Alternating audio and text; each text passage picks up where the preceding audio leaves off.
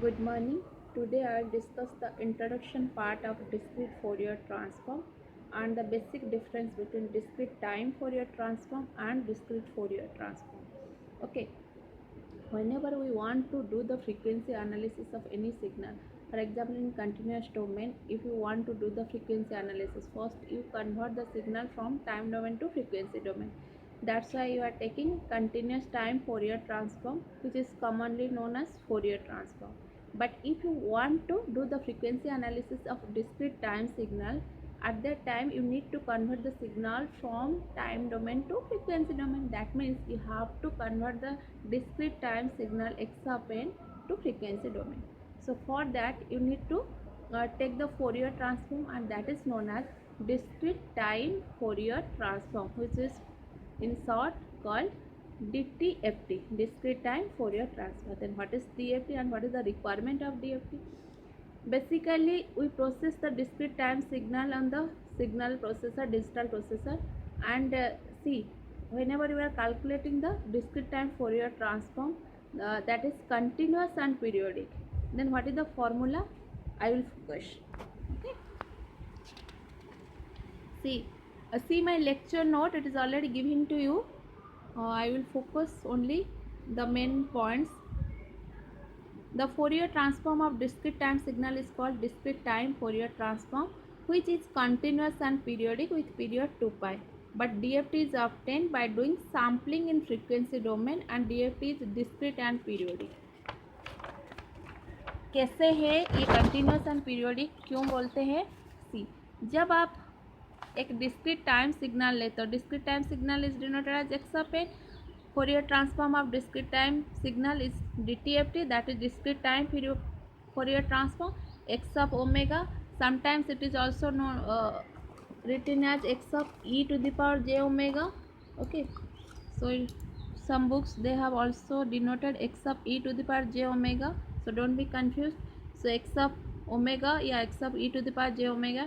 The formula is n equals to minus infinity to infinity x of n e to the power minus j omega n. Okay, in continuous domain what was the formula? X of t e to the power minus j omega t, and there was integration. But in case of discrete domain, the continuous part integration is replaced by summation. Okay, so see, अगर मैं omega के जगह पे यहाँ पे omega plus 2 पाई लिखूँ तो यहाँ पे क्या हो जाएगा? इधर भी आ जाएगा omega plus 2 pi into n. Okay, so this will be x of n equals to minus infinity to infinity e to the power minus j omega plus 2 pi into a. Now see, अगर मैं इसको खोल दूँ क्या आएगा? e to the power minus j omega n into e to the power minus j 2 pi n.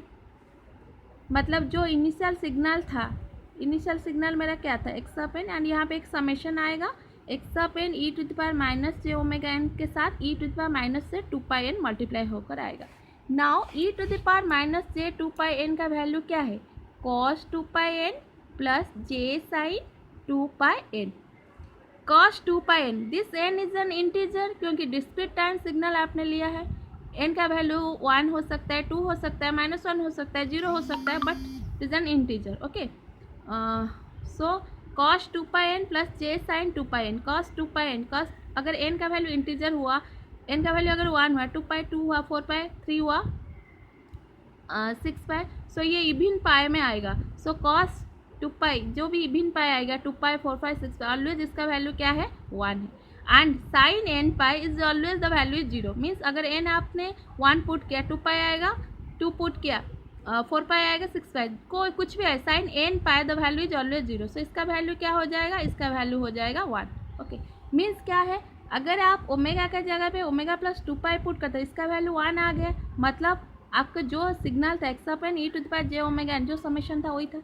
इसका मतलब है this signal is periodic with period 2 pi. आप पीरियोडिक किसको बोलते हो? अगर सेम चीज़ें, जैसे आपकी एक वीक है, संडे से शुरू करते हो, Sunday Monday Tuesday Wednesday Thursday Friday Saturday, फिर सैटरडे के बाद संडे आता है, 7 डेज के बाद सेम चीज़ रिपीट होता है. That's why period of a week is 7. उसी तरह अगर सेम चीज़ें आपकी रिपीट होता है, मतलब जो आपको संडे में मिला है उसके साथ अगर मैं 7 जोड़ दूँ प्लस एन, मतलब एन का वैल्यू अगर 7 कर दूँ, वही चीज़ आएगा. मतलब अगर आज संडे है उसके बाद मैं 7 जोड़ती हूँ फिर संडे आएगा, अगर आज मंडे है उसमें 7 डेज जोड़ देती हूँ, 7 डेज के बाद फिर मंडे आएगा। मीन्स हम लोग उसको बोलते हैं पीरियोडिक विथ पीरियड 7। अगर मैं एक वीक का एग्जाम्पल लूँ, यहाँ पे क्या है, जो मेरा ओमेगा में आ रहा था, ओमेगा के साथ अगर मैं 2 पाई जोड़ती हूँ वही सेम चीज़ आता है, जो मैं ली थी वही आ रहा था। तो मतलब this is periodic with period 2 pi. Periodic signal का डेफिनेशन क्या होता है, ये signal is said to be periodic if x of n plus n is equal to क्या था, x of n plus n is equal to x of n. मतलब जो हो रहा था अगर उसके साथ आप उसका पीरियोडिसिटी ऐड करोगे वही सेम चीज़ अगर होगा तो उसको हम पीरियोडिक सिग्नल बोलेंगे। Just like that in frequency domain जो हो रहा था उसके साथ अगर मैं 2 पाई जोड़ती हूँ, 2 पाई के बाद वही सेम चीज़ रिपीट करेगा, क्योंकि मेरा जो सिग्नल था 2 पाई के बाद वही मिल रहा है। Means this signal, so Fourier transform of discrete time signal, that is DTFT, is periodic with period 2 pi and this omega is in continuous form because यहाँ पे मैंने कुछ ओमेगा का इंटीजर लिखी हूँ नहीं, so omega is in continuous means the Fourier transform of discrete time signal is continuous and periodic with period 2 pi।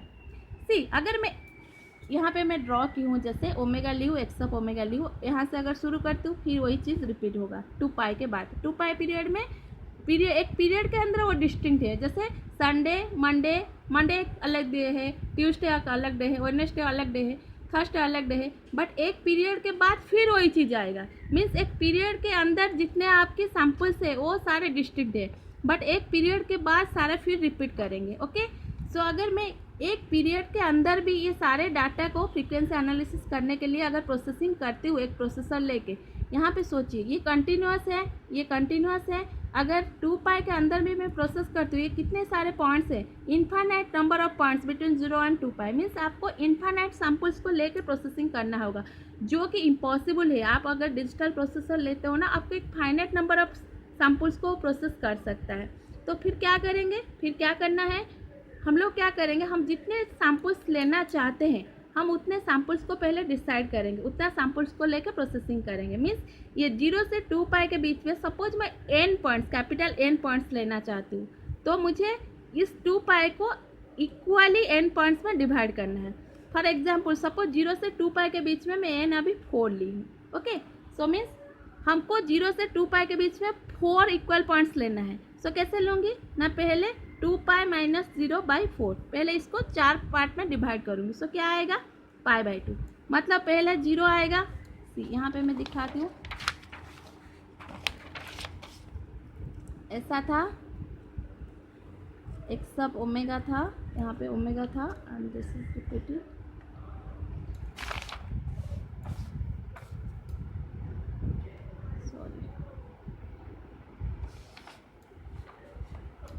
Sorry, my diagram, this diagram is not clear, I am doing the diagram. Suppose ऐसा है, ये है आपकी 2 पाई and ये है आपकी 0, this is X of omega and this is omega. Okay, so क्या होगा, अभी 2 पाई/4 4 पॉइंट्स मुझे लेना है, दैट इज π/2 में, मतलब पहला मेरा जो आएगा वो 0 पे आएगा, उसके बाद क्या आएगा,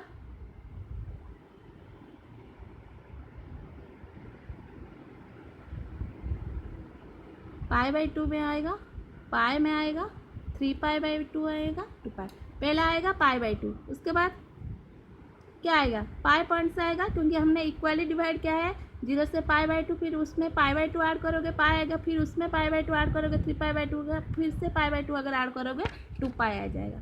सो दिस जो आप एक पॉइंट्स में जो गैप है, this is your del omega. Okay, so जैसे मैंने अभी 4 पॉइंट्स ली हूँ, तो सी अगर मैं 0 पॉइंट से कंसिडर करूँगी तो 0 π/2 पाई 3 पाई/2, फिर 2 पाई में वही सेम पॉइंट्स आ जाएगा, फिर वो रिपीट करेगा, क्योंकि इसका पीरियड 2 पाई था, तो ये 0 से लेकर अप टू 3 पाई/2 डिस्टिंक्ट वैल्यू देगा, उसके बाद 2 पाई के बाद फिर वो रिपीट करेगा। मीन्स अभी हम लोग को अगर कैलकुलेट करना है, हमको 4 पॉइंट्स में ली हूँ, मैं क्या क्या वैल्यू में कैलकुलेट करूँगी, 0 पे कैलकुलेट करूँगी, π/2 में कैलकुलेट करूँगी, पाई में कैलकुलेट करूँगी एंड 3 पाई/2 में कैलकुलेट करूँगी। मीन्स अगर मैं लिखती हूँ 2 पाई/n इंटू के, दिस के आपको देगा फ्रीक्वेंसी इंस्टेंट जहाँ पे आप कैलकुलेट करना चाहते हो। फॉर एग्जांपल अगर के का वैल्यू मैं 0 लेती हूँ, ये क्या हो जाएगा, 0 हो जाएगा। अगर के का वैल्यू 1 ली तो क्या आएगा, in this particular case I have taken the value of n is equal to 4, 2 pi by 4 into 1 तो क्या आएगा, पाई बाई 2 आएगा। के 2 लेती हूँ तो क्या आएगा, 2 pi by 4 into 2 that is equals to pi. अगर के 3 लेती हूँ तो क्या आएगा, 2 pi by 4 into 3 that is equals to 3 pi by 2। Okay, means ये जो वैल्यू है, अगर मैं के 4 ले लूँगी तो क्या आ जाएगा, 2 pi by 4 into 4 that is 2 पाई। मतलब सेम चीज़ हमको रिपीट करेगा, तो कोई मतलब नहीं है हम सेम चीज़ों को प्रोसेसिंग करने का, हमको डिस्टिंक्ट चीज़ों को प्रोसेसिंग करना है। तो मतलब आपको 0 से स्टार्ट कर कहाँ तक जाना है, अगर मैं 4 सैम्पल्स लेती हूँ 3 तक जाना है। अभी मैं n का वैल्यू ली थी 4, अगर मैं n का वैल्यू 4 लेती हूँ it will start from 0 and it will end up to n minus 1। So the values will be 0 1 2 3। So k का वैल्यू क्या है, 0 1 2 3। सो अगर आपको k का वैल्यू पता चल गया, के के इंस्टेंस में ये फ्रीक्वेंसी यहाँ पे आपको वैल्यू कैलकुलेट करना है, सो उसको बोलेंगे हम डिस्क्रीट फोरियर ट्रांसफॉर्म। क्योंकि आप इतने सारे सैम्पल्स को डिस्क्रिटाइज कर दिया, आप डिस्क्रीट पॉइंट्स ले लिए, फोरियर ट्रांसफॉर्म तो वो है ही, बट आप डिस्क्रीट पॉइंट्स को लेके आपको प्रोसेसिंग करना है, that's why it is known as discrete Fourier transform. So discrete Fourier transform and discrete time Fourier transform में क्या डिफरेंस है, discrete time Fourier transform is continuous and periodic with period 2 pi, but discrete Fourier transform is discrete and periodic with period capital N, जितना आप number of samples लेना चाहते हो। क्योंकि अगर यहाँ पे ये एंड होता है फिर 2 पाई में वही वैल्यू आएगा, 2 पाई प्लस पाई बाई 2 करोगे ये पॉइंट्स में जो वैल्यू था वही आएगा, 2 पाई प्लस पाई करोगे ये पॉइंट्स में जो वैल्यू था, उसके बाद वो रिपीट करेगा। तो ये एन पॉइंट्स के बाद फर्दर वो रिपीट करेगा, वो सेशन चलते रहेगा। Okay, so the DTFT is periodic and continuous. So DTFT is continuous and periodic with period 2 pi, whereas discrete Fourier transform, that is DFT, is periodic and discrete in nature. So this DFT is discrete and periodic with period n. याद रहा? Okay, so DTFT is continuous. DTFT क्या है आपकी, continuous है and periodic, continuous and periodic. कितने period में periodic है, 2 पाई। But DFT आपका क्या है, डिस्क्रीट है, क्योंकि आपने डिस्क्रीट पॉइंट्स को लिया है प्रोसेसिंग करने के लिए, एंड पीरियोडिक है with period capital N. Okay, याद रहा? सो क्यों हम लोग कर रहे हैं, क्योंकि हमको डिजिटल प्रोसेसर यूज़ करें हम, जो कि फाइनाइट नंबर ऑफ सैम्पल्स को प्रोसेसिंग कर सकता है। जैसे मैंने इस एग्जांपल में 4 पॉइंट्स लिया, अगर आपको 8 पॉइंट्स लेना है तो क्या करोगे, पहले 2 पाई बाई 8 हो गया, मतलब क्या हो गया, वैल्यू पाई बाई 4 हुआ। मतलब ये जो है सो पहला जो पॉइंट आएगा वो पाई बाई 4 आएगा, देन क्या आएगा, पाई बाई 2 आएगा, देन 3 पाई बाई 4 आएगा, इस तरह वो चलेगा। एंड जो यहाँ तक आपको कैलकुलेट करना है, 0 से लेकर आपको कहाँ तक कैलकुलेट करना है, 7 पाई बाई 4 तक। ओके, क्योंकि जब 8 पाई बाई 4 होगा ना, वो क्या हो जाएगा, उसका वैल्यू 2 पाई हो जाएगा। मतलब 0 पे जो वैल्यू आपको मिला था वही सेशन फिर चलते रहेगा।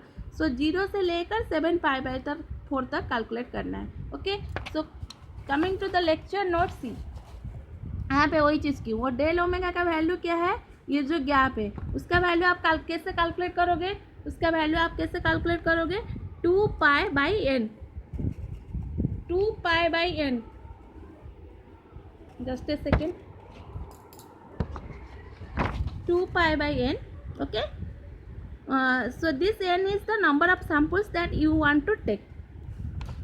So this is del omega is 2 pi n. k del omega means कौन से इंस्टेंट में आप, अगर ये डेल ओमेगा है, यहाँ पे क्या आएगा, 2 डेल ओमेगा, यहाँ पे आएगा 3 डेल ओमेगा, यहाँ पे आएगा 4 डेल ओमेगा। सो कौन से जो भी इंस्टेंट में आप कैलकुलेट करना चाहते हो तो ये मल्टीप्लाई हो होकर चलेगा। जैसे यहाँ पे 1 है, यहाँ पे 2, यहाँ पे 3, 2 डेल ओमेगा इसका वैल्यू, जैसे वहाँ पे ली थी पाई बाई 4, सेकेंड वाला क्या आएगा, पाई बाई 2 आएगा। पाई बाई 2 को आपको कैसे मिलेगा, 2 इंटू पाई बाई 4। सो जो भी डेल ओमेगा आएगा, this will be 2 del omega, this will be 3 del omega, यहाँ 4 डेल ओमेगा। सो कौन से इंस्टेंट में आप कैलकुलेट करना चाहते हो, ये के का वैल्यू कहाँ से कहाँ तक जाएगा, 0 से लेकर n-1 तक ये डिस्टिंक्ट वैल्यू देगा। ओके, दैट मीन्स DTFT में जो आपकी DTFT में जो आपका वैल्यू था, DTFT का फॉर्मूला क्या था, x of omega is equal to n equals to 0 to n equals to minus infinity to infinity x of n e to the power minus j omega n। So आपके DFT को क्या लिखते हो, क्योंकि आपके के इंस्टेंट में calculate करना है, सो इसीलिए DFT को x ऑफ k लिखा जाता है। एंड ये कहाँ से कहाँ तक आप कैलकुलेट करते हो के का वैल्यू, 0 से लेकर n-1 तक, क्योंकि n इंस्टेंट में वो वैल्यू सेम दे देता है, 0 से लेकर n-1 तक x of n e to the minus j। Now see, ये ओमेगा सारे के लिए आप कैलकुलेट नहीं कर रहे हो, कौन से फ्रीक्वेंसी इंस्टेंट में कैलकुलेट आप करते हो,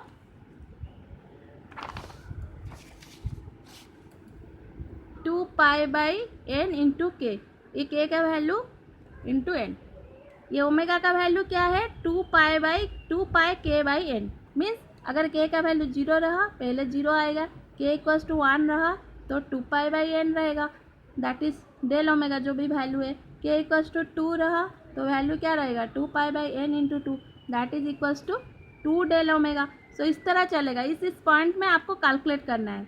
सो ओमेगा का अब पर्टिकुलर वैल्यू में आप कैलकुलेट कर रहे हो, बट जो आपकी गैपिंग है ना वो सारे सेम है। Okay, so 2 pi by n into k. So ये के का वैल्यू जब आप कैलकुलेट करते हो, इस के का वैल्यू कहाँ से कहाँ तक जाता है, 0 से लेकर 1 to up to n-1। So this is known as your N point DFT। Means आप अगर एन पॉइंट को लेके प्रोसेसिंग कर रहे हो, that is known as N point discrete Fourier transform. And for N point discrete Fourier transform you need to calculate the value of k starting from 0 up to n-1। Okay, so जैसे मैं यहाँ पे दी हूँ, सी x अब 2 pi by के by N क्या हो जाएगा, जहाँ पे ओमेगा आपका ओनली ओमेगा था, आप अभी पर्टिकुलर इंस्टेंट में कैलकुलेट करोगे तो ये हो जाएगा 2 pi k by n. Now see, so the formula become x अब के, DTFT एंड DFT का क्या रिलेशन होगा फिर ना, DTFT में आप सारे वैल्यूज़ के लिए 2 पाई के बीच में जितने सारे पॉइंट्स है सारे वैल्यू के लिए कैलकुलेट कर रहे थे, बट DFT में आप पर्टिकुलर इंस्टेंट में कैलकुलेट करते हो। तो ओमेगा के कौन से इंस्टेंट में कैलकुलेट करते हो, omega equals to 2 pi k by n, where k is equal to 0 1 2 up to n-1। Okay, so यहाँ पे मैं लिखी हूँ discrete time Fourier transform is to convert a discrete time signal from time domain to frequency domain, and DTFT of x of n is denoted as x of omega and is expressed as this much. I think you will be clear about discrete Fourier transform. So see, whenever you are calculating discrete time Fourier transform, you are taking the Fourier transform of discrete time signal, but if you want to get the original discrete time signal, then you have to take inverse discrete time Fourier transform. But whenever you are sampling in frequency domain, discrete time Fourier transform आपको मिल गया, आपने frequency domain में ले लिया, उसको जब आप sampling करते हो आपको मिलता है discrete Fourier transform, जो कि आपके discrete है and periodic है। अगर आप discrete Fourier transform का inverse लेते हो, जो आपको सिग्नल मिलेगा टाइम डोमेन में वो भी आपके पीरियोडिक होगा, क्योंकि इसको आपने पीरियोडिक एंड डिस्क्रिटाइज कर दिया, एंड वो जो सिग्नल होगा वो डिस्क्रीट होगा एंड पीरियोडिक होगा। Okay, so that is known as inverse discrete Fourier transform. Okay, so that is known as IDFT। सो DFT, IDFT, DTFT, IDDTFT। But आपके सिलेबस में जो है वो आपके बेसिकली जो है DFT, IDFT आपको पढ़ना है। DTFT का जस्ट इंट्रोडक्शन पार्ट था, DTFT से कैसे DFT को डिराइव करते हैं, even if derivation is not so important, आपको ओनली क्या करना है, कैसे एक्चुअली कंसेप्ट क्या है उसमें फोकस करना है। Okay, so I think you will be clear about DFT। Okay, thank you.